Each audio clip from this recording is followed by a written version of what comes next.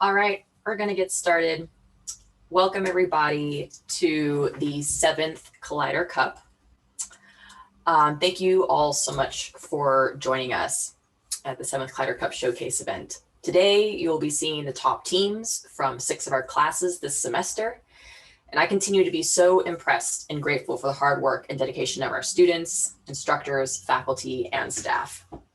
Remote learning is not easy nor ideal in many cases, yet we continue to innovate and adapt as needed. So big congrats to all of our student teams for a job well done. And finally, I do want to say a heartfelt thanks to our frontline workers who are continuing to battle the virus and keep us safe. Now, on with the show, beginning with a short welcome from SCET's founder and faculty director, Iklak Sidhu. Iklak, turn on your screen and say a few words. Yep. Hello. Okay. All right. I'd like to also welcome you to this year's Collider Cup, and a couple words about it. I think one is, what is Collider Cup? It's really a combination of two things. One, it's based on Berkeley method of entrepreneurship, which is all about mindset, behavior, inductive learning. And two, actually, the word collider comes from the phrase that we use a lot in the center, innovation collider, which is all about mixing different kinds of people and putting them on projects together. And both of those things are what you're going to see in the presentations today. So despite this semester being remote, and we have a lot of challenges from that, we had over 850 students enrolled. There's 120 different majors represented, 6 undergraduate colleges, and graduate students from various, like, all parts of the campus. This is really an opportunity for Berkeley students to be able to collaborate from all over the campus and to work together and bring different perspectives and basically innovate. This semester, the top 6 venture teams will be presenting. They'll be presenting, from each of the different courses, that kind of the best team. And that includes areas from emerging technology and social impact, alternative meat, Deplastify the Planet, which is basically creative, innovative ways to reduce plastic usage to create a more sustainable world. Okay, so I'm just going to say congratulations to all. I mean, there's literally hundreds of projects that we're not going to see today, and I want to congratulate everyone. And I am looking forward to seeing these 6, which are the ones that make up today's show. Back to you, Melissa. Great. Thank you so much, Iklak. All right, so now we're going to have just a few intros and welcomes from Dean Sujay of the College of Engineering and Rich Lyons, Chief Innovation and Entrepreneurship Officer, and our partner fund for this event. Very thankful to Pear VC. And we'll have a little intro from Anjani Vidula, who is a fellow there at Pear VC and one of the judges for today. So, Keith, over to you.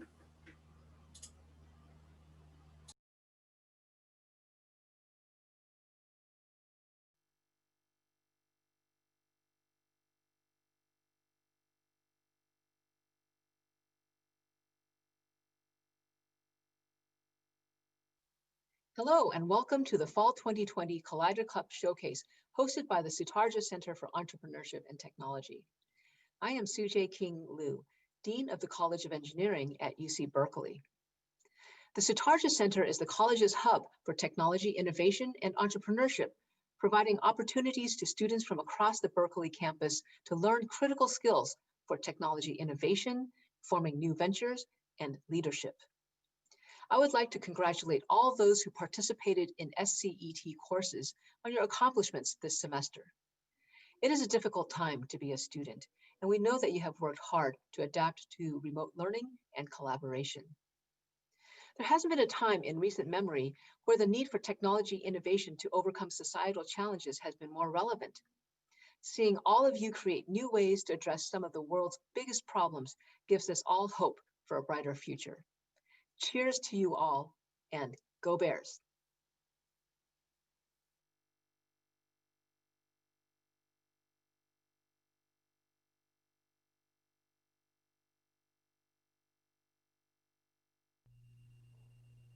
Hello, my name is Rich Lyons. I'm the Chief Innovation and Entrepreneurship Officer for the Berkeley campus, and I'm thrilled to be part of this Collider Cup, the Collider Cup and the broader programming at our Sutarja Center for Entrepreneurship and Technology. It's a jewel in the crown, the ecosystem crown here at UC Berkeley. For those of you that haven't had a chance to plug in as much, those of you that are funders and advisors and others that are supporting our student projects and teams, thank you for that. And you might want to also just Google UC Berkeley Ecosystem Time Lapse. It's a wonderful set of slides that shows just how far Berkeley has come over the last 20 years in 5-year increments. In any event, thank you to the Sutarja Center. Thanks to all of you that are supporting our wonderful students, and especially thank you and congratulations to the students. We are so proud of what they are able to accomplish.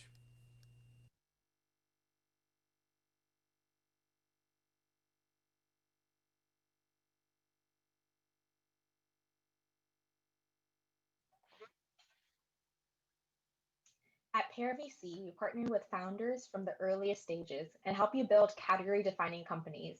You might know some of our larger portfolio companies, including DoorDash, Guarded Health, Gusto, and Branch. We provide founders support with product, customers, recruiting, and fundraising. The winning team today will be fast-tracked to final round interviews for the exclusive Pear Accelerator, in which our 7 partners work hands-on with 15 teams for 3 months during the summer before a demo day to hundreds of top investors. The 2 runners-up today, as well as the winning team, will enter final round interviews for a $25,000 Pear competition for Berkeley. For applications to book the Pear Accelerator and competition, please see our website, pear.vc. Now, I'm eager to see the startup pitches. Thank you.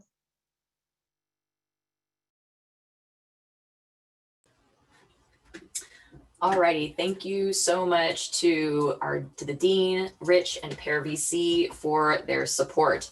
And now a few words and brief introductions from our judges for today. Judges, if you could please turn on your screens and we'll introduce each of you. Great. All right. Well, I'm just going to go around here. Jay, let's start with you. Right. Good morning, everybody. My name is Jay Anda. Thank you for having me here. I've been part of this SCET movement for, I think, 5 out of the 7 finals now. And, you know, every year I see just so many interesting student projects that are solving real world problems. And so I really look forward to what you have in store for us today. Thank you very much. Thank you, Jay. Anjani. Hi, everyone. Thanks for having me. I'm Anjani, and I work with Pear VC to invest in student-run startups at Berkeley. I'm a second-year MBA student at Haas and the founder of the Berkeley Female Founders and Funders community. So for all you female founders out there and male allies, make sure to join. I have 4 years of VC experience from the IFC, which is part of the World Bank, Pear VC, obviously, and also Muse Capital. And my focus sectors are EdTech, e-logistics, femtech, and digital health. I'm so excited to see all the pitches today. Thank you. Afika. Morning, everyone. My name is Afika, and I'm a design technologist and founder of a early stage augmented reality company called Lingual. So my founder journey started after college, and I've worked on 2 ventures in that period. And one thing that's clear is the experiences you pick up as a founder are pretty unique. And for that reason, it's pretty useful to be exposed to these earlier on, which is why I'm pretty excited events kind of like the Collider Cup exist. So I'm very excited to see what you guys have worked on, and thanks so much for having me here. Thank you. And last but certainly not least, Xiaofeng. Hi, greetings from Austria. It's evening here. Thank you very much for having me. I'm Xiaofeng Yin. I'm managing partner for Teal Group, and we angel seed travel, education, and life science enterprises because we believe they enable understanding, then respect, then inclusion, and finally equity for a diverse global society. My actual background is in industrial manufacturing, which means that I like to make big widgets in very large scale. So really excited to be here today. Thank you. And very much looking forward to being inspired by all the ideas and enthusiasm. Wonderful. Thank you so much. Thank you all judges. I'm going to have you turn off your screens now, and I'm just going to quickly run through the logistics of today and how this is going to go. So the way it's going to run is that we will have from each team 4-minute pre-recorded pitches. So we're going to have an accelerated version today because Zoom fatigue is a real thing. But no less on the quality for what's going to happen today. And each of these 4-minute pre-recorded pitches will be followed by 2 minutes of live judge Q&A and feedback. We'll be trying to time this to try and keep it at that 2 minutes to keep things moving along. And so the teams and judges will be live to do this part of the event. After each team pitch and Q&A and feedback for the judges, there will be a live audience poll for the People's Choice Awards. So audience, that's where you guys come in, would need your participation in order to be able to choose our People's Choice. So you're very much a part of this, and I hope you will vote. So after all the pitches are done, the judges will convene and choose the winners, top 3, who will be going over to Pear VC. And Ken Singer, our Chief Learning Officer and Managing Director, will announce the winners of our teaching awards. And Michelle Lee, our Academic Program Manager, will speak about SCET's spring courses and Certificate of Entrepreneurship and Technology. So students, definitely stick around if you want to hear more about that. Finally, at around 11:10 a.m.-ish, in virtual world, we got to be a little flexible. The judges will return and announce the winners of the 7th Collider Cup, and then we will try to take a screenshot with as many faces as we can fit on a screen. And that will be the event. So without further ado, let's begin. And I think we'll be starting with our first team from Gigi Wang's Berkeley Myth of Entrepreneurship Bootcamp. So Keith, let's begin. Thank you.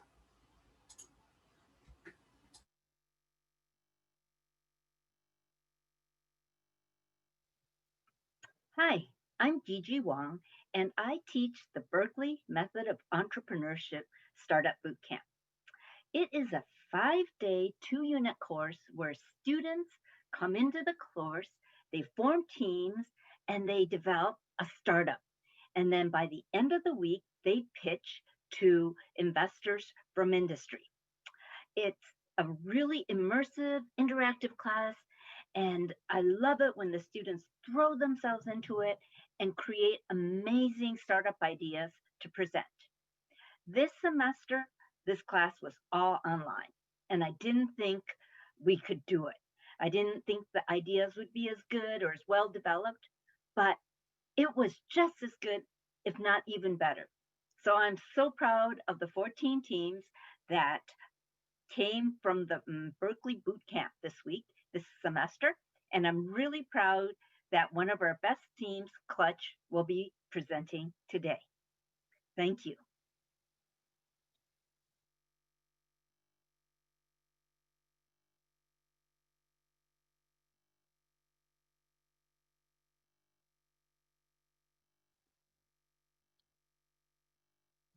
Today, we'll be presenting the first ever on-demand delivery service for whatever you need, whenever you need it most.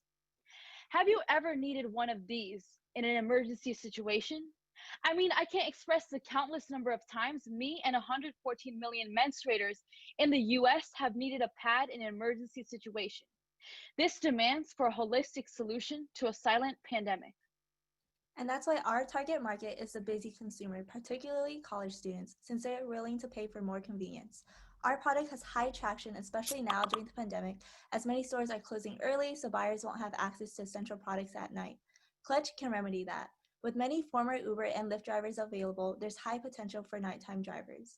Before fully optimizing onto next steps of expansion, we plan to maximize our reach by partnering with health organizations on college campuses and jumpstarting with ambassadors. Solving this issue is a multi-billion-dollar opportunity with little competition. Our product is here to take advantage of the opportunity with a peer-to-peer exchange platform for instant access to your urgent needs anywhere at any time, whether that's sanitary pads, masks, condoms, or any other personal care item. Our solution will essentially achieve instant access by eliminating supply chains with a P2P network where users are both suppliers and consumers. Using geolocation, we will match people in need with other nearby users that have the item, while splitting the marked up item 30-70 between us and the supplier. Looking at the personal hygiene landscape, we're situated as the only on-demand femtech solution. Other competitors in this space fail to deliver affordable on-demand products. Nonprofit organizations exist to address stigma and deliver free hygiene products, but struggle to turn a profit. The very nature of this issue necessitates an on-demand instant exchange platform.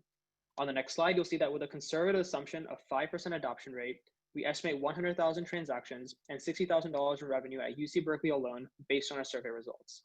On the next slide, you'll see that in our first year, we plan on rolling out a pilot phase at Cal with a student organization partnership and campus ambassador programs. We'll be taking a flat 30% commission on each transaction alongside ad revenue. In phase 2, we'll be expanding our demographics, and although phase 2 is quite some time away, we've already garnered interest from companies such as LoopChat who want to partner and merge user bases. Lastly, we see future potential in an on-demand loaning service where we could expand to higher value transactions. And looking at our progress up to date, we do have the traction and the validation to prove that Clutch is necessary in today's market. After conducting a simple random sample of over 60 participants, there is a huge need, and we're here to solve it. Now let's move on to our financials. In year 1, we intend on implementing our products solely in the UC Berkeley campus. However, in year 2, we plan to pivot by utilizing brand ambassadors to other campuses. Eventually, we plan on implementing phase 3 in year 3 by expanding our market from college communities to greater urban regions. And this is why Clutch is seeking $50,000 for expanding operations through more offered locations, improving product development with more features, and extensive marketing efforts. Periods don't stop for the pandemic. Our team is committed to empowering and dismantling hurdles in the way of menstruators. Thank you, and we're now open to questions.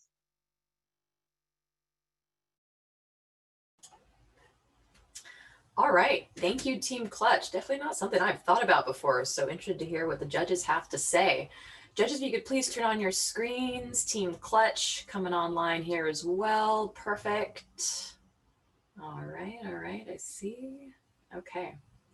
All right, cool. Let's see, just make sure everyone's coming on. There we go. All right, great. So, Anjani, let's start with you. Yeah, sure. Great pitch, guys. This really reminds me of Rappi, which is a huge startup in Latin America. So would love to kind of hear if that was a company that kind of inspired this idea and how you'd be similar or different if that was the case. But if not, great pitch. Thank you so much. Yeah, I can take this question. I think the inspiration actually came from personal encounters of being on campus, being in situations where I've faced this awkward situation many times, and being around other women who are asking, hey, do you have a pad? Like every other day, hearing this kind of question coming up and the school not doing anything about it. This is something that hit close to home. And honestly, I'm so happy to hear that there's another startup focusing on something like internationally. I haven't looked into it yet, but we'll definitely do our research with that company. But definitely the inspiration came from personal experiences. Cool. Xiaofang, Jay, who wants to jump in next? Rafika? So I just have a quick comment. I like the fact that you're talking about femtech. I haven't heard that word before, but it's great. And I love the fact that you're trying to destigmatize menstruation. So, but in your survey, could you just go back a little bit? How did you do that survey? I noticed there was a 5-person and then a 70-person. So tell me a little bit more about the survey process that you did. Yeah, definitely. So we basically created a survey which had both qualitative and quantitative questions. And with that survey, we pushed it out through various social medias, and just getting a response was important in this case because we were working on this idea and we're like, okay, I'm facing this problem and other people on the team are facing this problem, but is this really a problem? And so after basically just getting responses, the data was so skewed to the side that we need this product out there, and that like people were willing to both help and both use the product was just very fascinating to us, and convincing that there is some sort of validation out there. Adding on to Kashish, we also kind of looked at data from the ASUC, which is the UC Berkeley student government, and we wanted to kind of evaluate the personal like pad market. So whether pads were running out in bathrooms on campus, or the demand that's kind of present there. So kind of using that data to kind of also accompany what we're trying to achieve with Clutch also helped out. Cool. Yeah. Oh, sorry. Just adding one last thing on that really quickly. Part of the data we collected was very quantitative and are like allowing us to calculate how frequently does this occur, and like, you know, who does this affect? And we're able to like, you know, extrapolate to the Berkeley population to get like a very accurate estimate of how many users we'd have, how much money we'd make moving forward as well. And this was based off about 70 results in a survey. Cool. I think we have time for one more question. Afika. Yeah, you had a question. Great presentation, guys. I really loved how detailed the business model side of things was. One question I did want to ask, I think there was a slide where you guys had shown your product compared to existing incumbents who I think are currently failing this particular area. One question I did have is, have you guys thought around how you might create some form of moat from them entering the space once you do show that there is an opportunity here?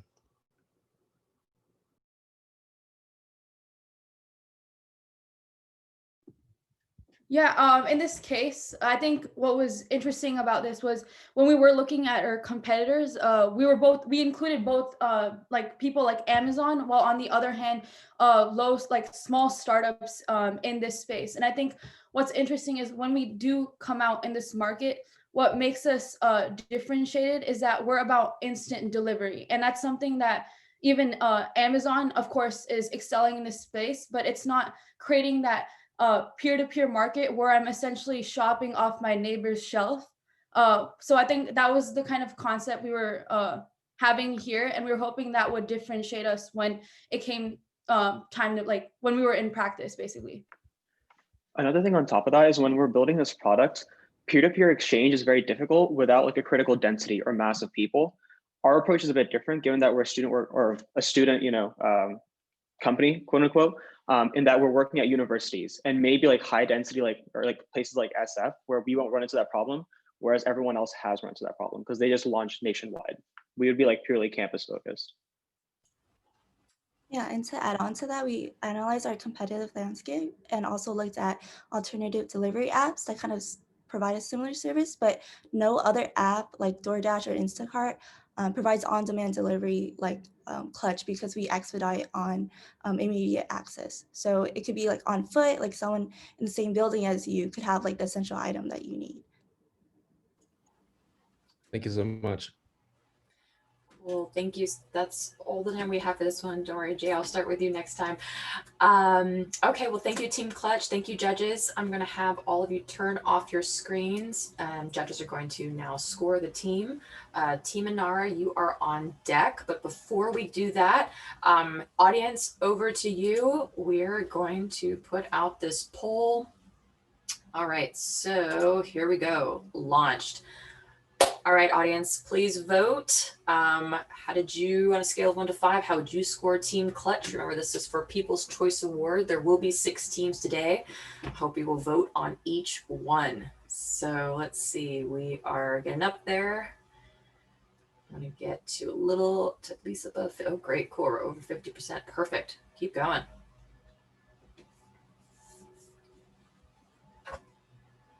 All right, I'm gonna give you just a couple more, 30 more seconds.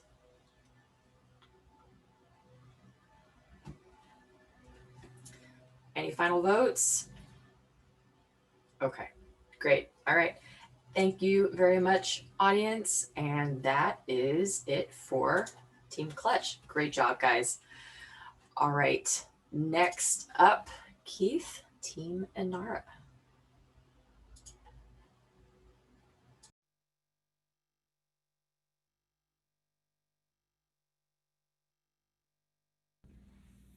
Greetings, my name is Luke Kowalski and I'm the instructor for the Disruptive Technology and Social Impact course.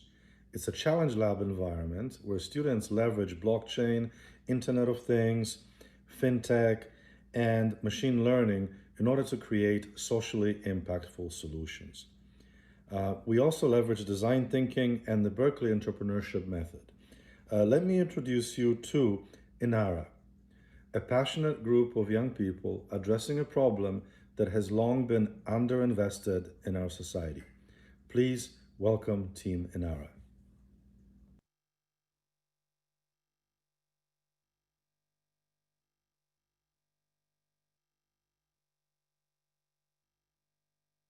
It's unfortunate that we all know someone suffering from mental health issues, or perhaps they're suffering inwardly but appear happy as can be on the outside.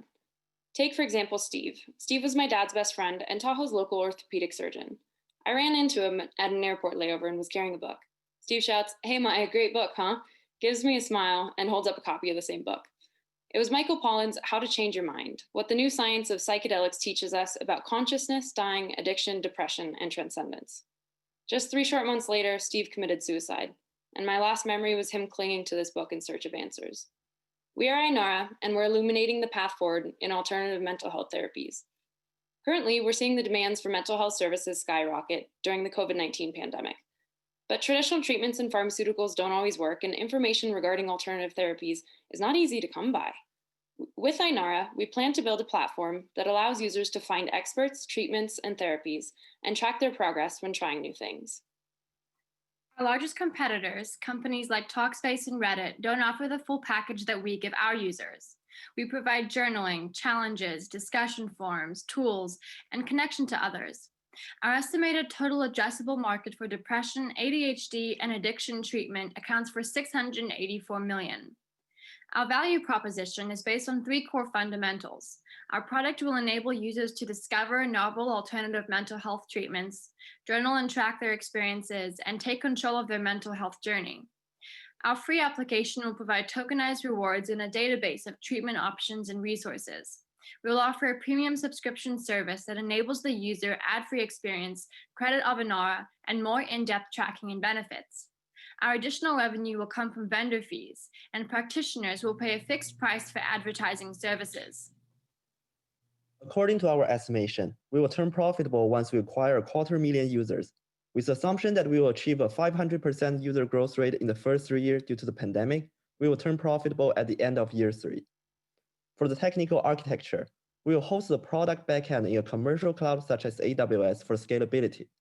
And we will use blockchain to implement a secure and efficient reward system to incentivize user contribution. If we start next year, we plan to launch our MVP as a website by the 2nd quarter, and then release the mobile app throughout the first year. To encourage user growth, we will increase our marketing budget and give monetary incentives to users who contribute content. We will experiment with monetization methods in year 3. Our team consists of 4 highly motivated Berkeley students who are passionate about mental health.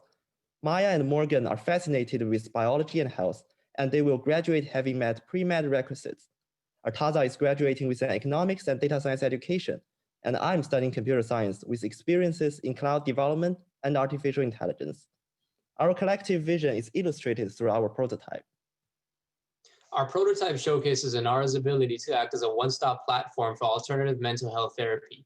As a user, you have the opportunity to discover various forms of treatment. Once you have found the right therapy for you, you are then able to experience it in the form of a challenge. Challenges allow users to undergo the therapy of their liking and require that they document its effects via journaling or video blogs so that other users can learn about its benefits. Users have the option to anonymously post their challenges to protect their information. Once a user completes a challenge, they are awarded with the Inara token, which can be used to redeem in-app purchases. Our platform empowers users to post blogs and videos, creating an interactive community of individuals who can connect and benefit from each other throughout the globe. Mental illness is continuing to rise. We want to shift this reality and are providing a powerful solution. We are asking you for $850,000 to cover various operational costs. Not only would you be investing in Inara, but a better world for our future generations. Thank you.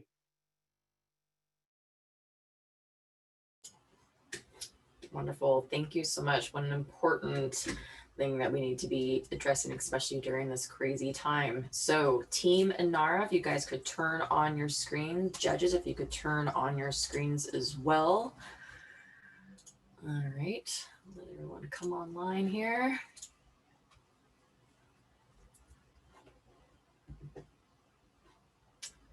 Let's see. Well, Team Inara. Team Inara, are you guys there? Yes, we are. Here. Okay, you guys are almost gave me a heart attack. All right, so Jay, let's start with you this time because we didn't get to you last time. All right. Great presentation, guys. I think the narrative and the framing was fantastic. You know, this is quite a real problem. I like the tracking aspect of what you guys are proposing and the community aspect, but there's two things that caught my attention or my eye, and you would like to just ask. One is about liabilities, right? When you create a community and recommendations, you know, you become liable, and because this is not like a you know, practitioner or physician based solution, I think there's going to be challenges to overcome. And the second problem is the disconnect between your business model and the community aspect, right? When you charge, people have to get that immediate value, and you're not going to get that traction like you might in Reddit, for example. And you could talk about quality there, but you know, as someone who's struggling, you're asking them to pay $10 a month, I think it was the number. There has to be immediate value, and I think there's going to be some resistance. And so, you know, if you have thought through that, I would love to hear about it, or else, you know, something that you could work out over time. Yeah, I can take on the premium aspect of it. So our plan for the first year is to make sure that everything is free.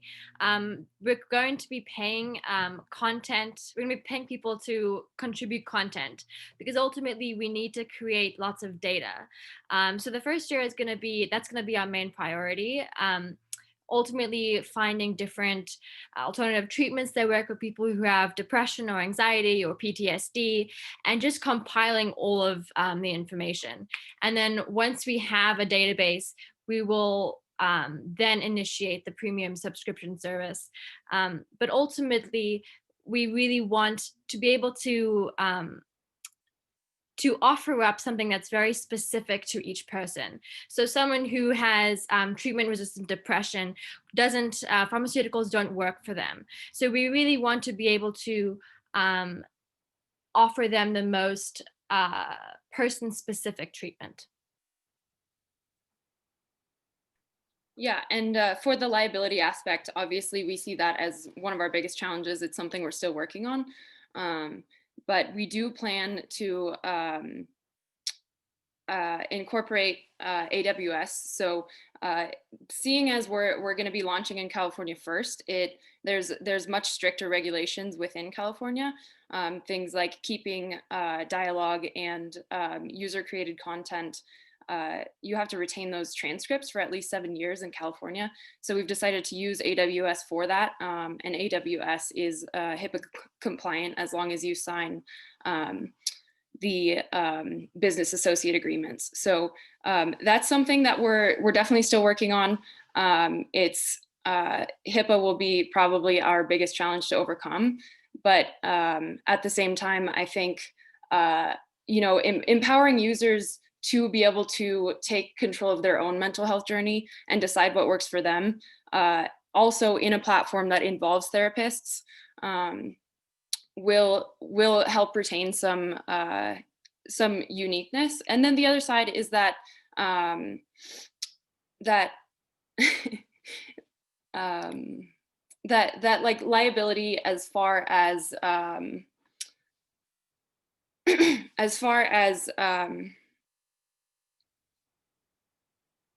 the I'm drawing a blank.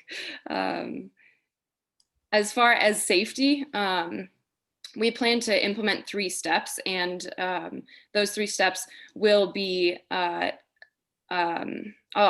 actually will let Mark talk about that one. Yeah, sure. I can talk about the liability thing. So the first thing, the user registers it will get a disclaimer from us, of course, that we are just providing treatment information and we cannot be held liable for any consequences, of course. But however, being said, from this legal liability, will hire health professionals to review our most popular contents. For example, the most popular treatment for depression, and we will provide expert advices and applicable regulations near the journal to warn user about the possible risk. As for the content moderation, we also have the 3-step thing. Basically, all the content will first be screened by a software screener to make sure there's no inappropriate content. And then we will have like actual human checking the content to make sure they provide value to our user. And finally, user has the ability to report or vote down inappropriate content they think it's not good. So by using content moderation and expert opinion, we aim to provide useful information to our user. Yeah, thank you. So I think we can just have time for maybe one more question that can also maybe loop in feedback. I know, and John, you unmuted. Looks like you're ready. Yes. Obviously there are a lot of different mental health solutions out there, and I like how you guys want to be the one-stop shop. The one kind of main differentiator I felt like your product had versus the others on the market was this community aspect. Can you talk about some of the insights you gained through customer surveys or speaking with customers regarding their capacity or their desire to be part of a community and discuss their mental health issues with the community?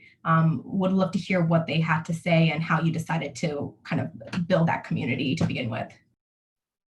Yeah, I can take this one on. So we completed quite a few Google Form surveys as well as Instagram polls to kind of, get an idea of how people are faring during coronavirus and during quarantine. It's been a really hard time for many people. And we got some really interesting results that basically showed we had 80% of responders that said that they would use an app that provided mental health services. And 70% people said that they had more daily stressors during COVID. So a lot of the data that we compiled showed that there was such a huge need for someone to come in and help out and just help people that are in this sphere that don't really know where to look. So in terms of the community aspect, one of the things about our platform is that we provide journaling and challenges and all these kinds of things that basically we hope to enable users to connect to others, not only practitioners and experts and life coaches, but also people who are going through the same exact thing, who also have depression, who also have anxiety, and allows them to connect with them and also to see. So with our journaling aspect, for example, you get to look at other people's experiences in trying out different supplements and different exercise therapies. And by seeing what works for other people, you can basically tune that to how that's going to help you. So ultimately, not everything's going to work. Not all the treatments are going to be successful. But the awesome thing about that is that it shows you, it kind of knocks, that's one less thing that you have to go through to see what will work for you. It makes it easier. Yeah, and just to add to Morgan's point, like after all of our user feedback and surveys, what we did realize is that what people are lacking today is a connection amongst each other. And there's so much disconnect because of the pandemic. People can't see each other.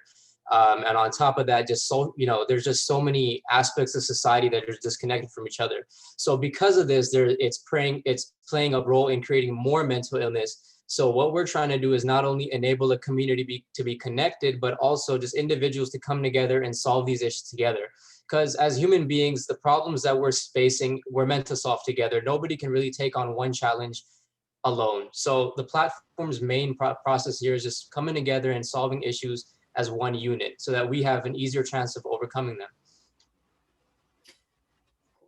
Well, thank you, Team Inara. We will need to wrap you guys up, but great job.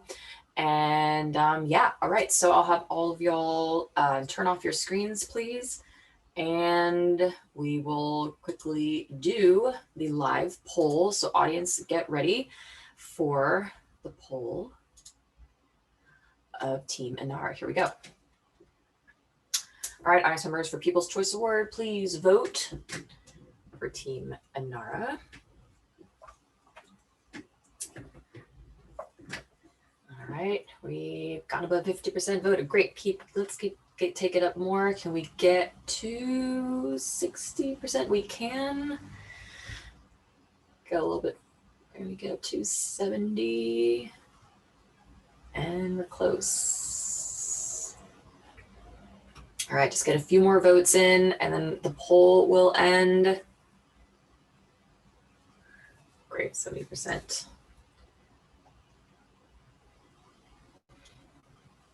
All right, and that will be it. Thank you very much. All right, next up will be Impact Food. Keith.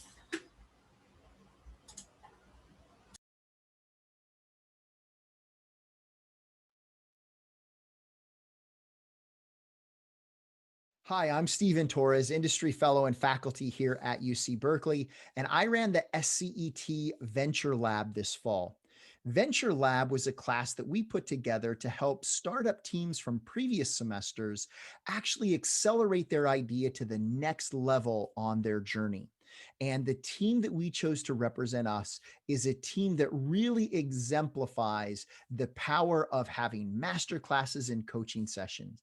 They came in with one idea, and throughout the semester, they were able to take it to the next level and really have what I think, and I think what you'll all agree, as a really viable startup opportunity. So with no further ado, here is the team representing the SCET Venture Lab, Impact Food. Take it away, team.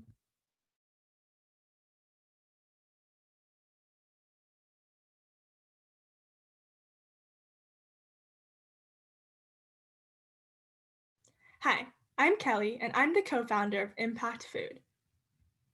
Imagine your body temperature rising by just 4 degrees Fahrenheit. Now, what if you maintain that feverish temperature for a few days, months even? That could be fatal. And unfortunately, this is happening to our oceans due to climate change. The Food and Agriculture Organization of the UN finds that today's animal-based food system has left over 90% of fish stocks overexploited, creating nearly irreversible biodiversity loss and harming ocean ecosystems that support all life on our planet. Our oceans are depleting faster than they can recover, putting us on a ticking climate clock.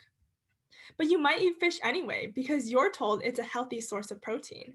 The reality is that your wild-caught fish probably has heavy metals, and your farm-raised fish likely carries antibiotics and zoonotic disease. With less than 3% of bluefin tuna left in the world, we had to take action. We harnessed the power of plants and scientific innovation to create delicious plant-based seafood alternatives, with our first product being Impact Tuna, 100% clean label, non-GMO, mercury-free, and ready to eat. As seen here, our plant-based raw tuna is very versatile and can be used in poke, sushi, ceviche, or any other conventional raw tuna dish. Compared to animal-based tuna, we have fewer calories and less cholesterol with equivalent nutrients. We developed a novel plant-based matrix called TNT, Taste, Nutrition, and Texture, and it will surely explode your taste buds.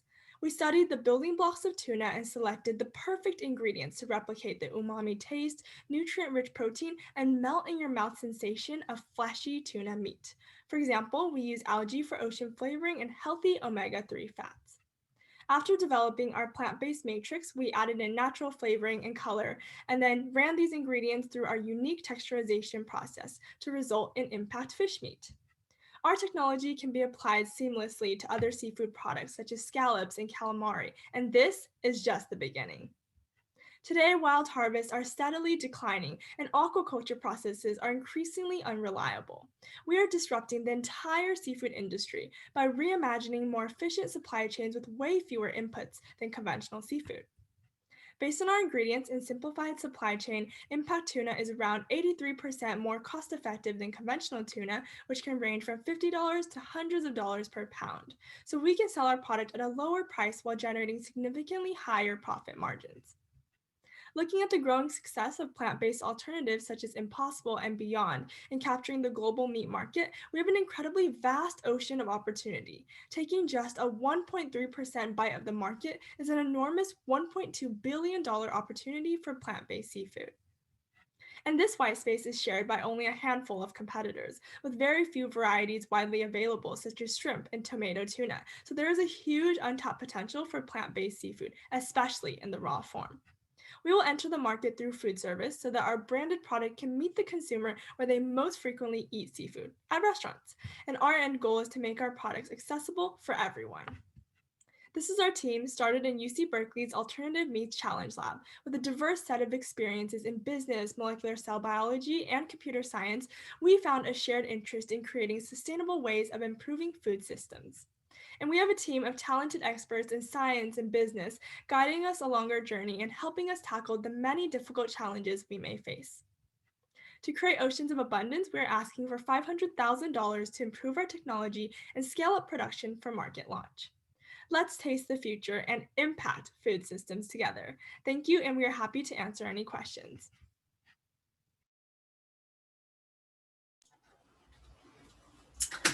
Awesome job, Team Impact Food. I wish we were all in person so we could have a taster. But all right, so Impact Food folks, if you could turn on your screens, please, and judges as well. And we will get started. We do need to, I need to be better about timing you guys. We've had some long answers, so if we can try to keep it a little tighter, that would be awesome. But all right, let's start with Xiaofang. Are you ready? So sounds so fascinating. Obviously, I'm an aficionado of tuna, but what about regulation? How does that impact you? Is that a barrier? Is it easy? How long does it take? Yeah, so I can kind of cover on that. So as of right now, we use ingredients that are all sourced from very well-reputable companies. So they already provide us with different certifications, for example, kosher and halal certifications. And they also give us an entire spec sheet that details how much bacteria and how much things are in the ingredients we use. So we definitely don't expect any problems with regulation because the current suppliers we use for our raw ingredients have already been pre-certified and pre-checked for different contaminants. So we obviously do recognize that having our facility, we would need things like ServSafe certifications and FDA approval in the future, but we definitely don't see this as a limitation because our product is already using common ingredients that have been certified by labs. So we're not necessarily starting from scratch. We're using ingredients that are already well vetted in terms of their safety.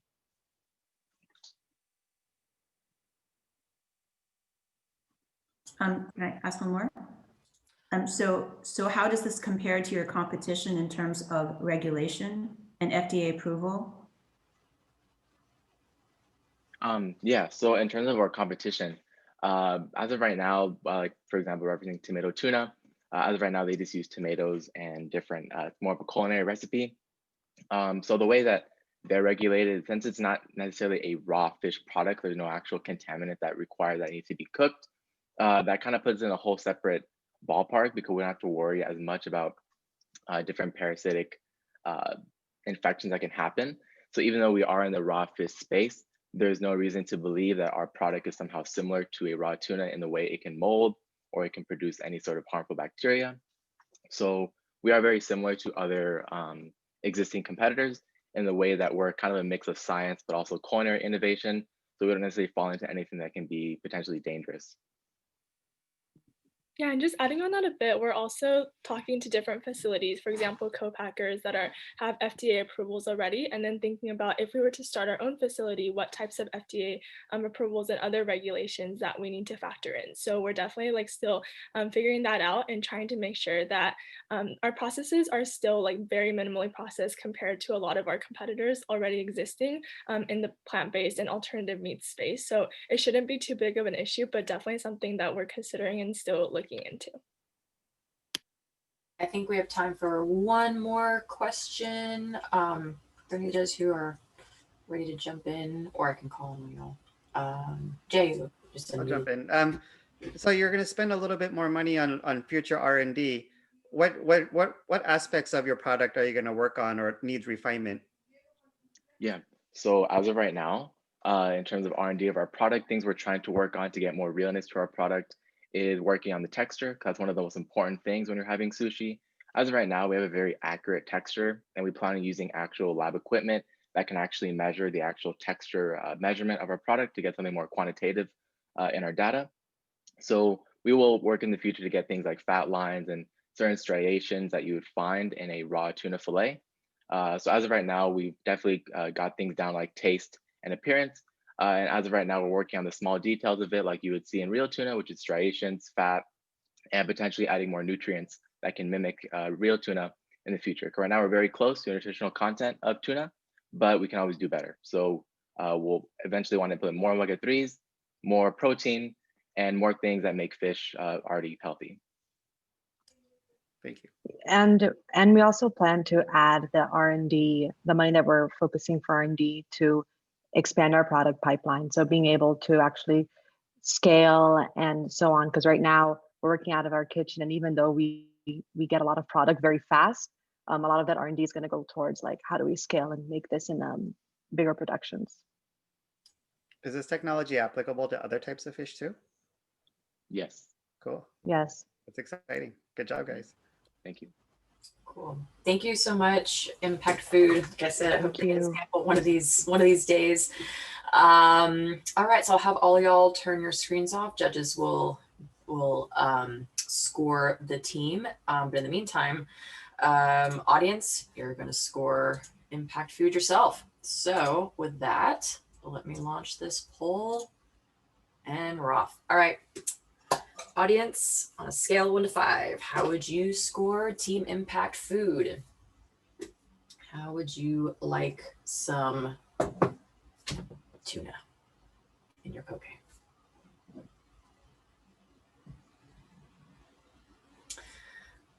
All right, cool. We got 69%. Can we get to 70? We got to 70. Nice. Ooh, we might get up to, can we get to 80% voted here? 77. It's close. It's close. Come on, guys. I know you want tuna. All right, cool. And with that, we will close this poll. Thank you, audience. Okay.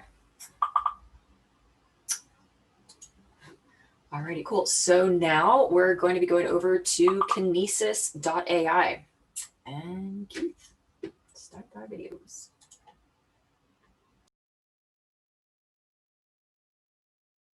DataX bridges the gap between theory and practice, teaching students AI theory, state-of-the-art tools, and implementation techniques.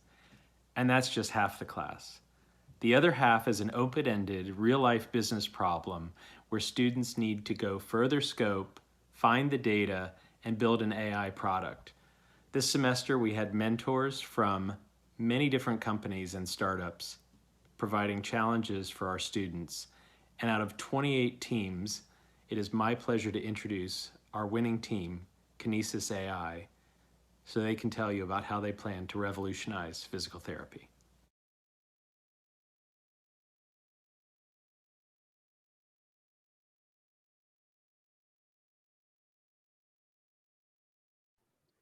We are Kinesis.ai, faster, cheaper, smart physical rehabilitation.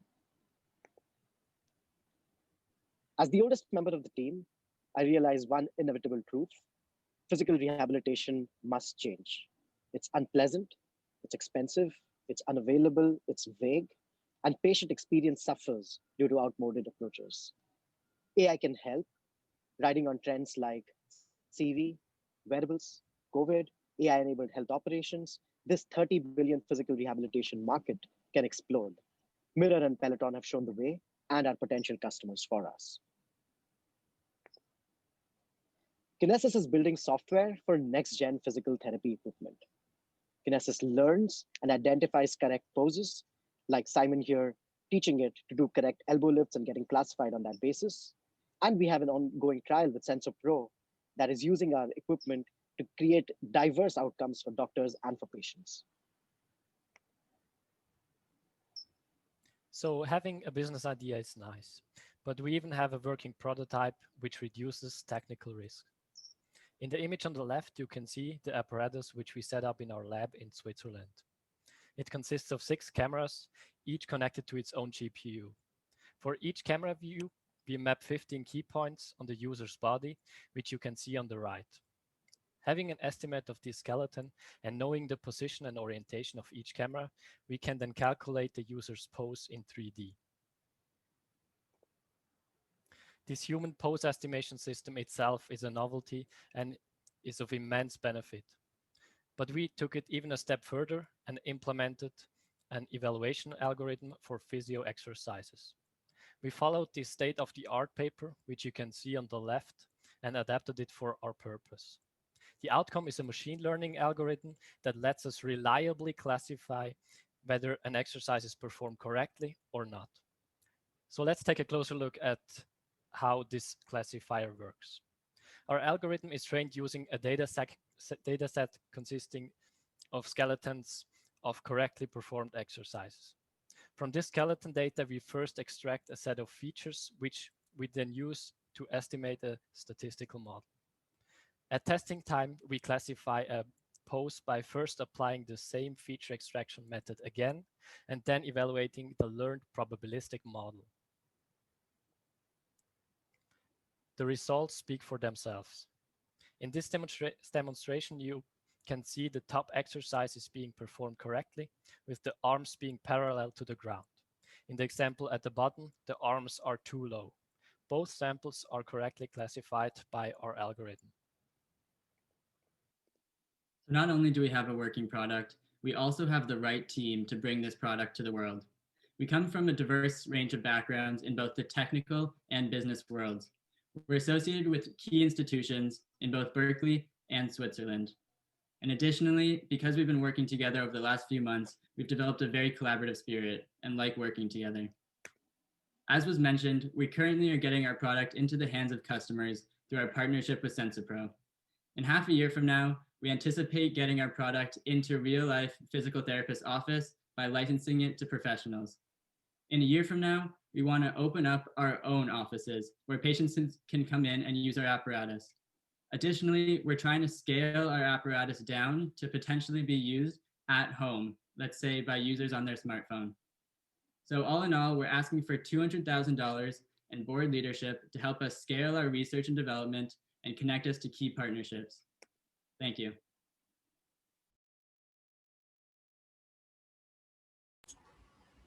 Cool. Thank you, Team Kinesis. I think I'm saying that right now. What an important tool for PTs. All right, judges, Team Kinesis.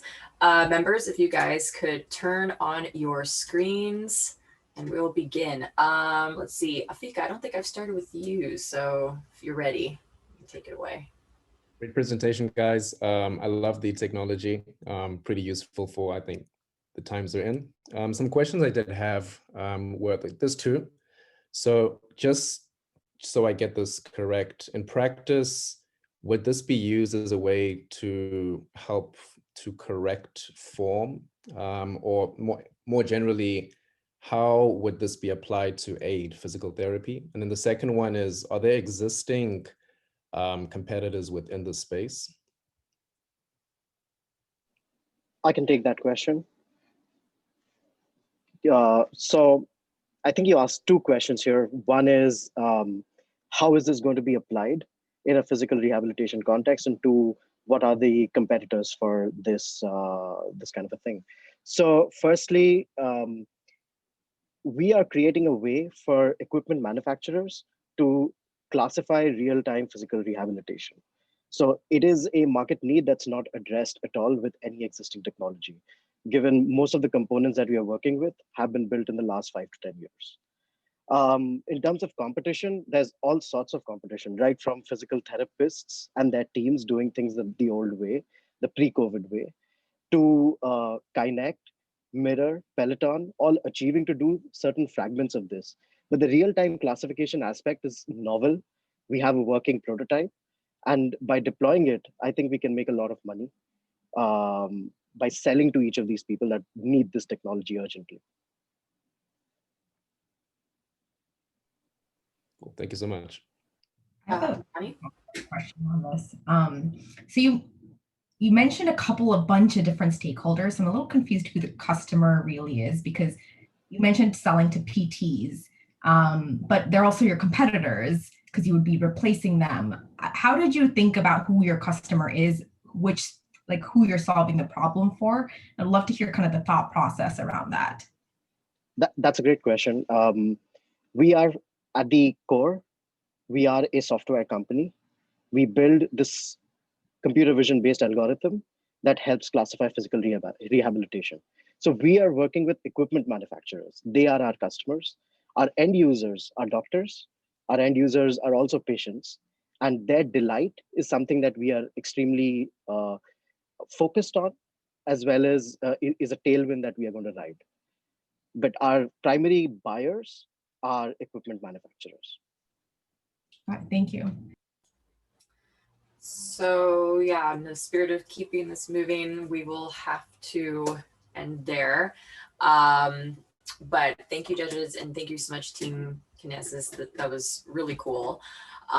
So folks could turn off their screens, and I will now allow our audience to vote themselves. So audience, here we go. On a scale of 1 to 5, how would you score Team Kinesis for PTs? Some cool technology. All right, cool. We're getting some good votes in. 63%. If we can get to 70%, that'd be great. 67, almost there. Awesome. There we go. Got over to 70%. Maybe 75. Maybe. Just a couple more seconds, folks. What do you think of this cool technology? All right, that's all the time we've got. Thank you. And moving on. All right, so now we will have Team ShroomUp working with Microsoft from Deplastify the Planet. All right, Keith, over to you.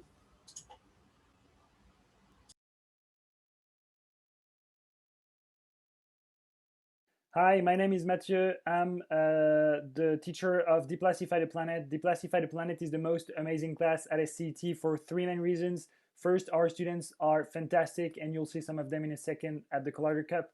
Second, because we're tackling one of the most important issues in the world, which is the plastic pollution, and we're coming up with real solutions for that. And the third reason is because most of our students are actually engaging with industry leaders and real life partners coming up with solutions that are going to be in the market in a few months or in a few years. Thank you so much.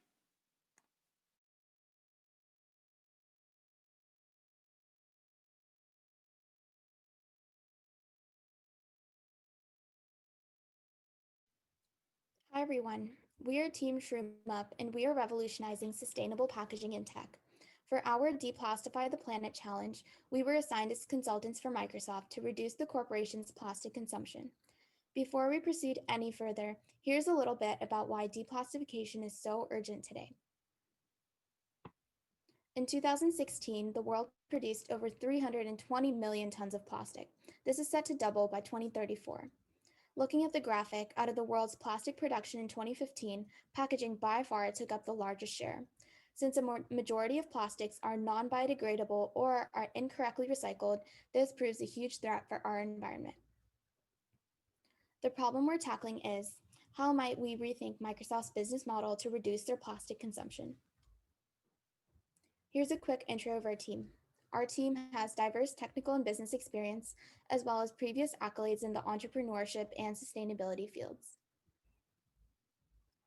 The current packaging for the Microsoft laptop contains up to 3% plastic, so we've decided to entirely replace the current packaging of the Microsoft laptops for a plastic-free solution. Our original solution is to replace the packaging with a reusable laptop sleeve, which can protect the product until it reaches the consumer and then be reused by the consumer. To protect the laptop, we've introduced a layer of compostable mushroom packaging in between the laptop and the sleeve. According to our market sizing estimates, this packaging model will save 300,000 pounds of plastic every year. We now have a live demo. Hi, so if you take a look at my screen, we have a mini live prototype, which you can see resembles styrofoam texture. So if I open the box, the laptop will be placed inside, enclosed safely in the mushroom packaging, and fitted neatly into the laptop sleeve. With the ingredients within mushroom packaging, it is highly compostable in 30 days. You just need to break it up as shown in the graphic and put it in soil. This idea has also been implemented at other name brands like Origins, a cosmetics company, and IKEA. So here we have a brown mushroom packaging encasing the laptop. The top and the bottom of the packaging is closed by L-shaped joints, with the laptop fitting inside the mushroom packaging. Here are 2 pamphlets about how to dispose of the mushroom packaging and the motive behind the switch of a reusable laptop sleeve. These will be slipped into the product. And in this side-by-side comparison, we see Microsoft's current model of plastic surrounding the tablet, as well as the plastic wrap around the box. The new model we designed rethinks cardboard and plastic packaging to include a portable laptop sleeve, which fits the charger, with the brown mushroom packaging on the inside, as we saw before. Our business model consists of 4 phases. First, we will prototype custom molded mushroom packaging and laptop sleeves, sourcing from companies such as Ecovative and Microsoft. Establishing a supply chain, we'll then implement our product in target markets and gather user feedback to improve and scale. We have estimated that overall, our mushroom packaging is actually cheaper than Microsoft's current packaging at $8 per unit compared to an estimated $10 to $20 per unit. Furthermore, our product has the benefit of having nearly 0 direct carbon emissions. A couple takeaways from the user interviews we conducted was that some people are unsure about mushroom packaging because they are unfamiliar with the material. However, they do not mind this as long as the integrity of the product is upheld. Also, people are concerned about paying extra for the laptop sleeve. So why us? We already have a reliable client. And as an industry leader, once Microsoft implements our solution, Microsoft's purchasing power and position in tech will create a trickle-down effect to other tech competitors, allowing us to scale into other product lines and expand clientele. Thank you for listening. Are there any questions?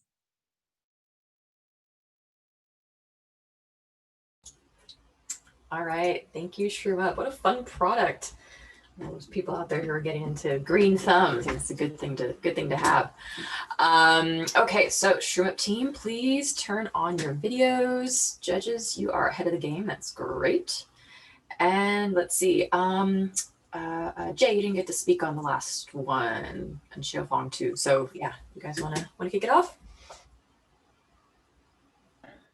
So one quick question, you mentioned about supply chain, great, because that's what I want to ask about. So how is it just one supply chain, single source, or do you have several suppliers who can provide you the raw materials to make this packaging so you're never stuck? Mm-hmm. Yeah, I can take that. So currently we've done research about one, Ecovative, and we've identified them as a supplier. That's also where we got the custom packaging from, and that's how we did our prototype. We did identify some supply risks and mitigations, and Dridi, if you want to touch on that, that would be great. Yeah, absolutely. So we identified a few issues that we want to address going forward with Ecovative and with mushroom packaging. So we did find that the mushroom packaging has a slight tendency to flake a little bit. And so one thing that we are thinking of introducing in future iterations of the product as we continue to ideate is potentially a barrier of reinforced paper in between the product, the laptop itself, and the packaging. So yeah, we're just going to continue working with Ecovative and with the mushroom packaging, and continuing to identify any issues and work along the way. Jay, do you have questions? Yeah, sure. So your company, if this was framed as an actual company, would you guys be a packaging design firm, packaging design and consulting firm? And then, why mushrooms over other types of organic products? Like what's stronger? I've seen other things from like the shells of shrimp and, the exoskeletons of crustaceans, a couple other implementations of this. Why shrooms? Mm-hmm. Yeah, so so we have been packaging consultants for Microsoft, and so that's how we would continue it forward, and we would hope that like other tech giants would follow suit by taking lead for Microsoft.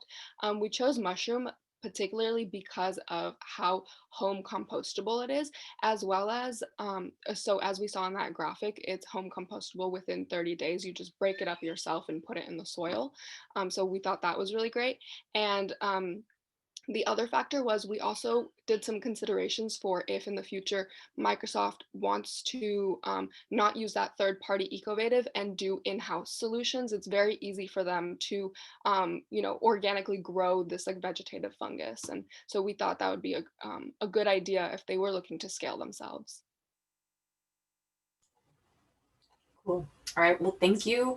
In the spirit of keeping this going, that's our time for Team Shroom Up, but awesome product. Thank you so much and job well done. Can't wait to see the prototype on that. All right, so cameras off, folks, and we're going to send this over to our audience and see what they think. So, audience, what do you guys think of Shroom Up partnering with Microsoft and reducing waste for the planet?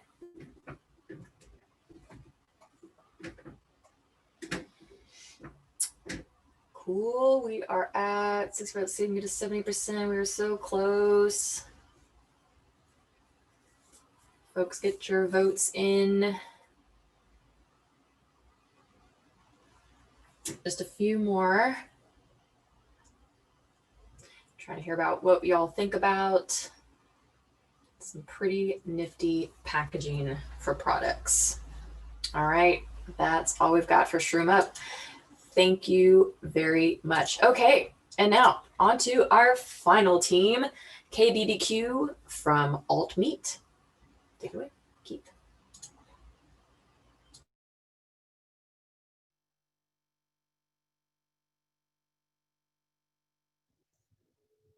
Hi, everybody. I'm Ann Fletcher, instructor for the first part of the Altmeet series. Almost 8 billion of us have the same problem right now. Yes, COVID, of course, but also climate change, perhaps the biggest opportunity for innovation in our lifetimes. And reducing meat consumption is one of the most straightforward ways that we can reduce greenhouse gas emissions. And that's what we're up to in the Altmeet Lab. While the second part of the series focuses on the technologies of meat alternatives, in the first semester, the students have been studying the behavioral side. Why do people eat meat in the first place? And beyond making something taste good, what social and cultural needs does a successful substitute need to fulfill? The team you'll be seeing today has really shifted my thinking on the Altmeet world. Today, the Altmeet world is a little bit like the IBM of the 1970s. Centralized, opaque, and industrial. Team KBBQ's vision, however, is a lot more like the hobby computing world of the same era that brought us Steve Wozniak and Apple. I hope you enjoy their presentation. Thanks very much.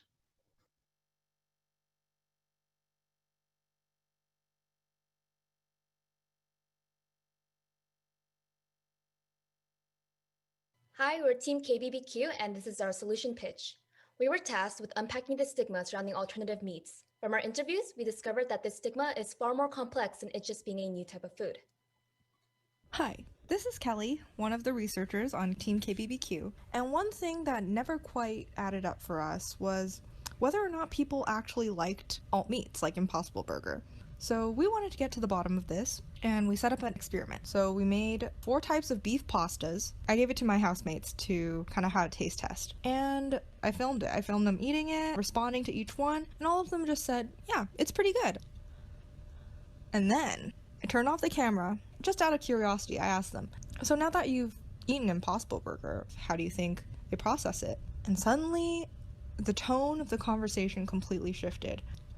I started saying like, man, I have no idea how they make this even taste like this. They probably put a ton of preservatives in this, huh? It's kind of weird, like how close to meat it is. And this was really interesting to me because while they were focused on the taste, they were telling me, yeah, alt meat's great. But as soon as they started thinking about the process, sort of uncovered that there was a deep level of fear there that they weren't really consciously thinking about. So from our research, the expectation that greater similarity to meat led to strictly greater satisfaction with alternative meat turned out to be false. Reality wasn't so simple. We found that once a certain threshold for similarity to meat is reached, people start getting uncomfortable. This phenomenon is actually known as the uncanny valley, We identified the unknown process for making alt meat as the most significant trigger for the uncanny valley response. Therefore, we must demystify the fog of the uncanny valley. Our solution needs to give users control and power over the process. This means choosing their own ingredients, seeing the transformation happen, and playing a critical role in the process.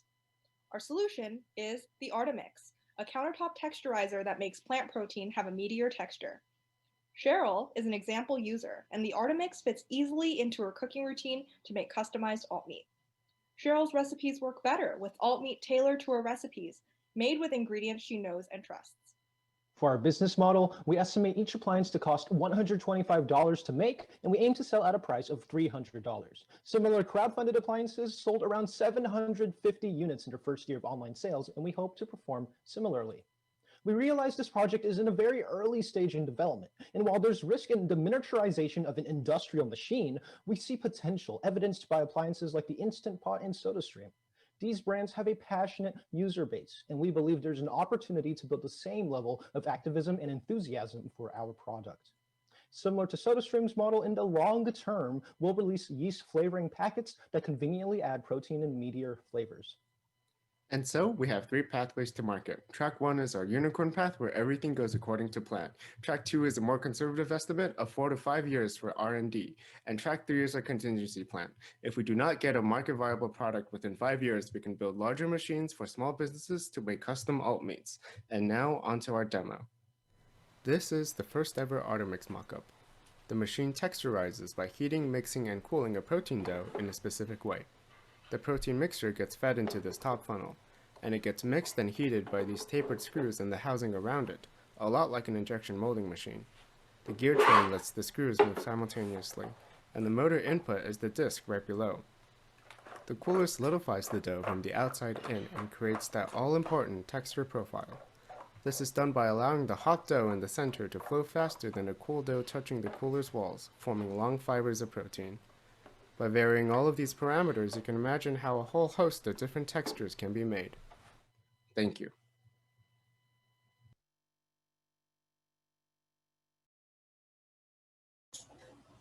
Very cool. Thank you, Team KBBQ. Love that demo. All right, if you guys could turn on your screens along with judges, you could turn on your screens as well. And let us begin. Johnny, do you want to start? Sure. I'm blown away. I was expecting another kind of food product, but the fact that you guys did that research and found the insight around the uncanny valley, it makes so much sense. So very impressive. Yeah, I don't think I have any questions, so I'll pass it on to anyone else who does. Thank you, Johnny. Afika, Jay, who wants to jump in? So I've got one now, but I was just wondering, so this protein dough, where do you get it? Is that a standard thing in the industry? And I mean, do you have to have a recipe or book, because I wouldn't even know what to do to begin. So what sort of is the marketing campaign? How do you get it into the market? Yeah, I can take that one. So actually, if this is not apparent in our pitch, I apologize. The protein dough is something that the user will make. We have seen through our various tests and research that all these other extruders on the market are for companies. They're disconnected from the customer. We're selling a home appliance for people to develop their own recipes and cook their own protein dough, say through a blender or through standard chopping and mixing. And then you feed that through our appliance machine. It gives the user more control, more transparency, and more clarity on alternative meats as a whole. We're really entering an untapped market with this product. This is really, there's no other thing on the market right now that's given for this user area. Have you tasted it? I mean, I wish we could taste it. Melissa was saying we get to taste it if we're in person. So have you tasted product or done any, sampling from your product and then doing a taste test just as you did with your roommates? So I can sort of add on. Essentially, the way companies make protein doughs at this moment are through like protein isolates, which are also available for users to buy in bulk. We haven't gotten a working prototype yet. We only have a mock-up since our company is in a very early stage. However, we wish our ideal situation would be if the user could take something as simple as tofu even, which is a very common type of protein that users are familiar with, and they don't even have to buy a protein isolate or something special like that. They could just use tofu, and our machine could texturize tofu into a more sort of desirable, like chewy, meaty texture. And to finally add on to that, again, we also plan on releasing recipe books to help along with this process. It's not a single dough in a sense. It's really customizable and adaptable for what the user wants. It doesn't have to be tofu. It can be oats, it can be whey, it can be anything that they desire. They can add their own flavorings. They can add their own extra spices. It's all up to the user control, and that's what we're aiming for. That's something that people have not done. They have to buy from companies. Cool. I think we have time for just one more question, and then we will have to move on. Jay, Afika, do either of you have anything? Or if you're able to wrap in feedback with that too. Sure. Great presentation. Liked how you have multiple paths to market. Like, it's very clever the way you guys thought of it. So yeah, just positive comments. I think this is very interesting. We'll see when you get your prototype up how real it could be. But aside from that, good work, guys. Thank you so much, Jay. Thank you so much. Awesome. Thank you so much, Team KBBQ. That was great. Also can't wait to see the prototype and making our dough. All right, so if y'all could turn off your cameras, and now I'm going to send it over to our audience. So audience, for our final team, what do you guys think of Team KBBQ? Scale 1 to 5, how would you score them? Just want to also say thank you, audience, for being here and for voting throughout. This is very important in choosing and helping us pick the People's Choice Award and the hard work of our students. Core at 70%. Can we get 80? Maybe. Can we get a little more? All right, audience. Final chance. Vote for KBBQ. An alternative meat. All right, cool. Well, that will wrap us up with that. Thank you so much, everyone. Okay, so what happens next? Well, our judges are actually going to be leaving us for a little bit and going to deliberate and picking our top 3.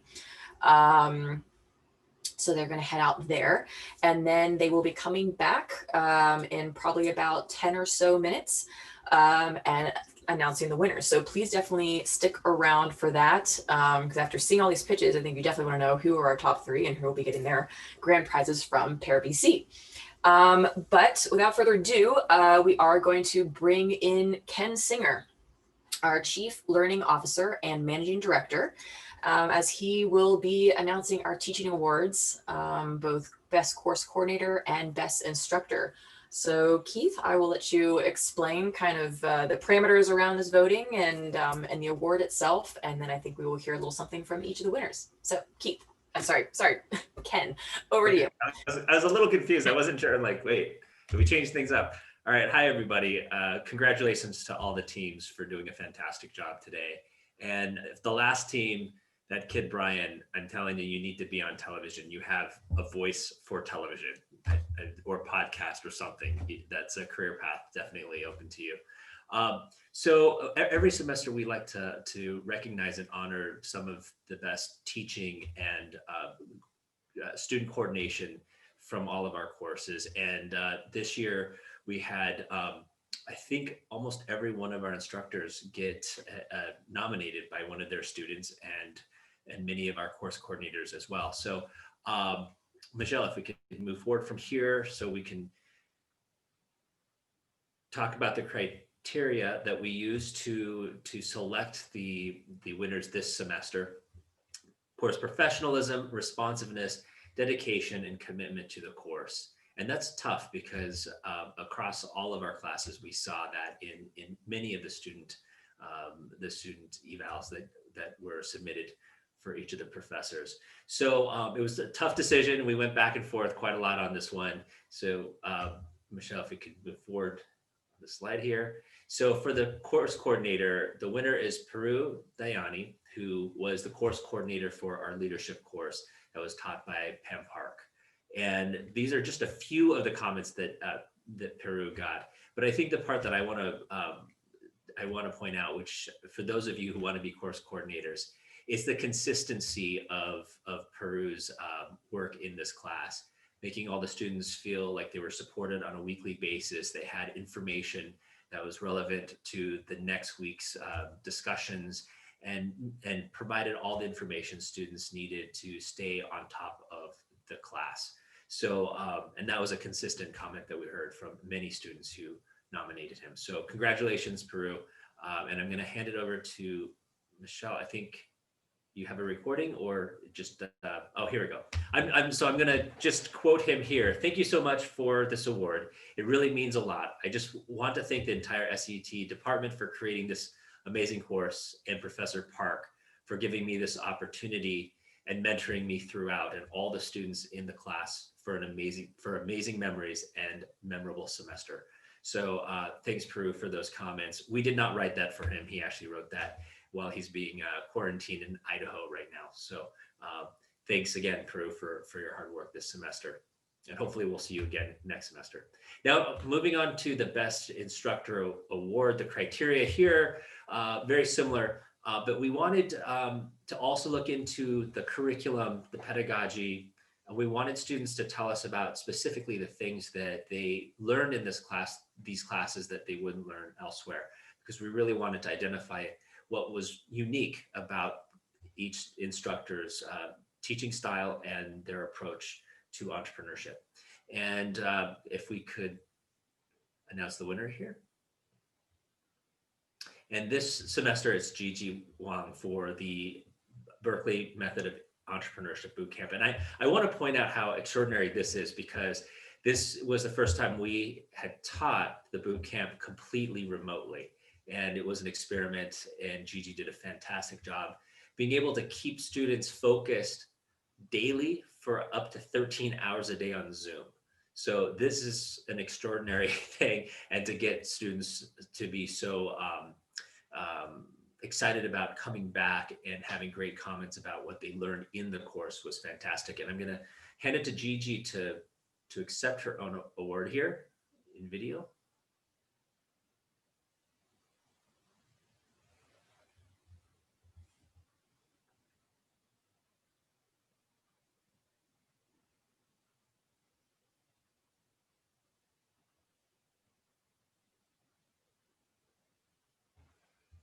Oh, we have no audio.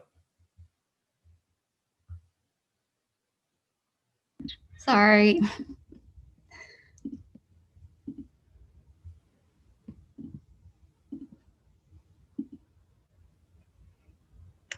I am thrilled to be getting this award. I love teaching BMOE Bootcamp, but this semester when we found out we were doing it online, it was really scary, challenging. How are we going to do it? But the team came together and we pulled it off, and the students seemed to have a great time. They actually were looking forward to interaction and even working with their teams. And we had 14 great teams with great, compelling value propositions. What we did learn from this whole thing is that despite COVID, when the team comes together, we can be innovative and we can do it. And sometimes it might have even been better than the physical one. So thank you very much for this award, and thank you to everyone who helped to make bootcamp successful. Thank you. Bye-bye. Fantastic. So this bootcamp is one of the cornerstones of our program and an introduction to many of our other courses that we typically have here. And I know they're going to want me to send it back to Melissa, but before I do, I just want to plug some of our classes for the spring. Some of you are not graduating at the end of the semester. So if you are not, we invite you to explore some of our challenge labs in the spring. In particular, mine, which is Innovating Through Crisis. It is a challenge for students who want to come up with solutions to the many problems that have arisen because of the COVID and quarantine crises, everything from economic issues to social issues. And the best teams out of that program will be placed into a special mentoring and incubation program afterwards. So it's really worth exploring that class, and it's open to students from all over campus. So hopefully we'll see you all in that class in the spring. So I'm gonna hand it back to you, Melissa. Thank you for all your work on this Collider Cup this year. Sure thing. Thank you, Ken, and congratulations to Peru and Gigi. A job well done, especially over the course of a really tough having to do a remote semester. All right, so now I'm going to switch over to Michelle Lee, Academic Program Manager, and she's going to be talking to you about our SET spring courses and a certificate of entrepreneurship and technology. So students, pay attention to this. And yeah, Michelle, I'll hand it over to you. Okay, thank you, Melissa. And I just want to also say thank you to all of our instructors and course coordinators and GSRs and just everybody who's participated in our courses, and a great job to all of our students as well. So, okay, today we're going to talk a little bit about our certificate in entrepreneurship and technology. All majors are welcome and encouraged to pursue their certificate. There's no application to start it or to get into it. You just apply when you are completing the requirements. You can overlap your courses with your major or minor requirements, so it doesn't necessarily have to add time to your degree. And there are 3 different tracks that you could pursue in order to earn the certificate. You only have to complete one. The most popular is our coursework track, where students take our Newton lecture series plus 5 additional units from our approved course list. There's a startup track, which is similar, where students do our Newton lecture series 4 additional units, and then they participate in one of our programs listed on our website. And that's typically an internship at a startup. The 3rd track is our study abroad track, which is when students participate in our entrepreneurship and innovation in Europe program. We are actually offering that this upcoming summer in a virtual format. So if you're interested in that, or you're interested in figuring out what that's going to be like, take a look at our website. There's actually going to be a new component of an internship, so very exciting things. Also this summer, I wanted to mention the summer schedule went live yesterday, and we are offering an alternative meet class this summer. We may be offering another one, so keep checking the schedule, but that is summer. And just some overview about all of our classes. Again, I want to stress that all majors are welcome and encouraged to join our classes, both undergrad and grad. Because we are, in the technology entrepreneurship space, we do typically reserve some seats for students in those technical backgrounds from engineering, computer science, data science, those types of things, to make sure that we can actually develop and come up with these ideas of the technology. So don't let that scare you away, though. We have lots of unreserved seats typically for students in any other major. There are applications for some of our classes, though, and prerequisites for one class. So again, that's just to make sure that we have the appropriate makeup of the class in order to do what we need to do in the class. All of our classes are under INDENG, so we are within the Industrial Engineering and Operations Research Department. And just a note for spring, all of our classes are going to be remote and synchronous, except for our Deplastify the Planet class. So please check out our website for more information. Each of our courses has its own course page with lots of information about the class, the instructor, application, and whatnot. And here is just a quick list of our spring courses. And I've pointed out some of those that have recently been added or recently been updated. So Ken mentioned his Challenge Lab, Innovating Through Crisis. And then we've also added our decal recently. And one of our classes was recently updated. The Innovation X course used to be focused on mobile and 5G, and it's expanded to be more about the future of various industries. So again, take a look at our website for more information. And if you have any questions, feel free to contact me. And we encourage you to stay in touch with us through our newsletter or social media. All right, thank you. Great, thank you so much, Michelle. And actually, Ken, if you're wanting to speak a little more on your Innovating Through Crisis, you may, if you have a few words on it. Yeah, I'm guessing that the judges are taking a little bit longer to argue over who their deliberations are still going. Yes, so if you do have something to say, and then we will head into people's choice. But yes, feel free to speak on your class. Yeah, I actually don't envy them because that was, I mean, the quality of pitch was fantastic as usual, but the quality of idea, the concept and how deep that these teams went into the real problems that they're trying to solve were fantastic. So I don't envy them. I actually have two that I would have given the award to, but we'll see which one comes out on top. Also, I also want to kind of frame this a little bit. These competitions, I'm just going to be very honest because this is not a recording. This is just me live, which is always a danger because I might say something terrible.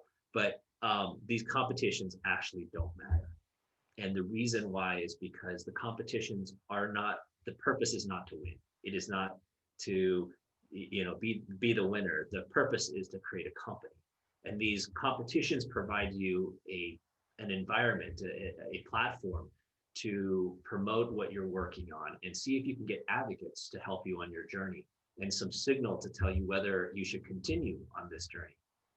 You'll get comments and emails and messages from people who have attended this who will say, this is great. I wish I had this product, or I really hope you guys continue on. That's what you're looking for, is that signal from people who will be your ultimate judge, the people who could buy your product, the people who can invest in you. So take this opportunity as a participant in a competition just to get the word out so that you might be able to gain some of that insight to tell you whether you should pursue what you're working on as is, maybe pivot or try something completely different. So I just want to frame that for you. And it's a healthy way of looking at competitions. It's not just about the winning, it's about the information you gain from being part of it. With that said, our spring semester is cram-packed full of competitive classes. So we have an AI class that Michelle talked about. It's going to be one of our new classes that we're offering in that space, and it's going to be taught by people from industry. The class that I'll be teaching in the spring, I've been teaching Challenge Lab. I started teaching it actually as the first instructor, teaching it about 13 years ago, and it's morphed quite a lot since then. But we've had incredible successes emerge out of these courses. In particular, my Challenge Lab that I've been teaching for 13 years, we've had teams spin out and create amazing, impactful companies. And that's what we're hoping to do next semester around this COVID crisis. We're not looking necessarily to solve COVID or anything around the health issues, but all of the cascading issues that emerge after a major crisis like that, right? Food security, transportation, education, all of these things, as you have all experienced, have been impacted deeply. And in such a way that the incumbents, the big players, the big companies, the governments are unable to adjust and make decisions quickly and provide solutions that will help us emerge out of this. They just can't move as quickly. So it's on the innovators, the entrepreneurs, to take that role, to be able to find those solutions. So that's what we're trying to do in the spring, and we'll be bringing in world-class mentors and guest lecturers, because since we're in Zoom, we can do that now. We don't need them to fly to Berkeley to do that. They can Zoom in from all over the world, and that's what we're planning. So it's going to be an epic semester, some amazing names, famous people in class. They'll be working with you side by side, trying to help you discover the real problems underneath the banner of COVID, but the real smaller unknown problems that lurk underneath all of that, and help you find solutions and hopefully help you turn those into businesses. So if you have any inkling, if you've enjoyed these classes you've been in so far, you have an inkling that you really want to create a company, some of the most ambitious and accomplished fellow Berkeley students and alums will be in that class to start companies with you. So this is going to be taking it up a level. And if you're really serious, this is the place to be. How much more time do you need me to eat, Melissa? Because I could do a song and dance. No. You're good. I appreciate it, and thank you for going more into the spring semester. So it's exciting. No, actually, I can go ahead and I can announce the People's Choice. We have that tallied up so far. Our judges are still deliberating because I think it's close. Really, they're still fighting. They're still. That's right, fisticuffs. It's good. It's good. It's healthy. Yeah. But I want to announce the winner for People's Choice. Thank you so much, audience, for your votes. And you guys chose Impact Food from SAT Venture Lab, Stephen Torres's class. So Impact Food, I don't know if you have anything you want to say to the audience, because those votes are from them. So, so congratulations on your People's Choice. If you want to say something, I'll say something quickly. I'm glad that our passion showed through our presentation, because I think if people vote for us, it's because they have either similar passions or they just really believed in our passion towards our cause. So thank you. And Kelly, I see you just popped up as well. Did you want to say something? Yeah, I just wanted to say thank you to everyone for listening. And then of course, like we've been working on this for a while, so we're just super excited to share it with everyone else. So just thank you again. Cool. Well, thank you so much as well. And yeah, I'm very, very excited to see more of what you guys do and the product itself. So I really appreciate it. And again, thank you, audience, for your votes and for choosing the People's Choice.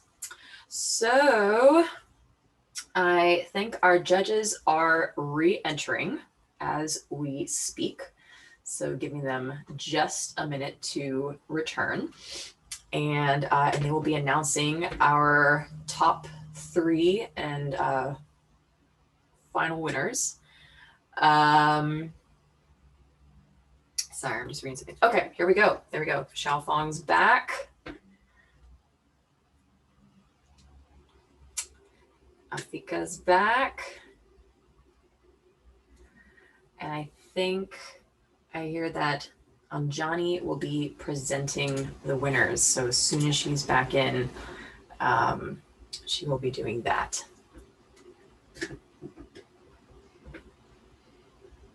There she is.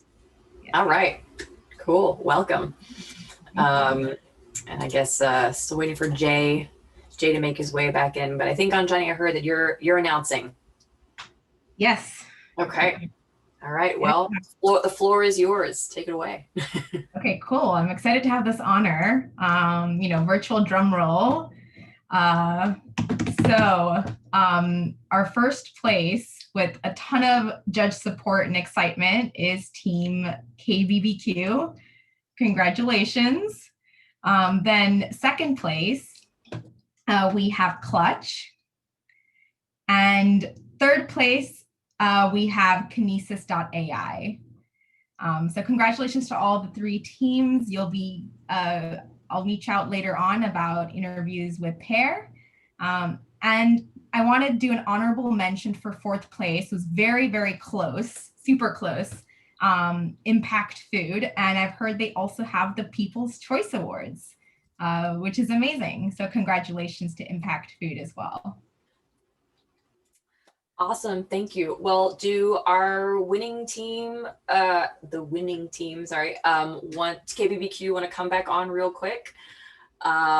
Sort of virtually accept being the top winners of the 7th Collider Cup.